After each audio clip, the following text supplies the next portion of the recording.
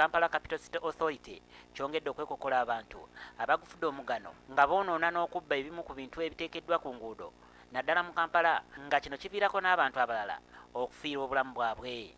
Ebimu ku bibbibwa mulimu ebitaala, obupande obuteekebwa ku nguudo, ebipipa ebibikka ku binnya ssaako n'ebirala bingi.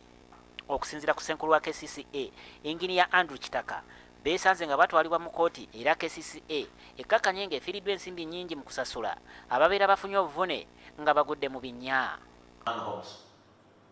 We are trying to cover manholes in the city, but these are being stolen, they're being vandalized. Anything that contains metal is a hot cake. Omwogezi wa KCCA Peter Kawuju agamba nti abantu bano bwe boonoona n'okubba ebintu bya KCCA era omuntu wa bulijjo yasigala ng'abonaabona kubanga yasasula omusolo.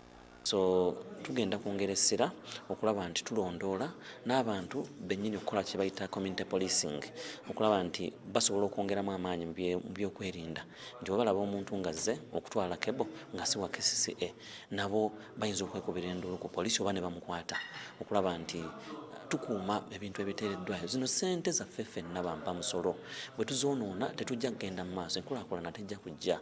Kawuju awadde amagezi abantu okubeera abasirikale naddala eri abo aboonoona ebintu.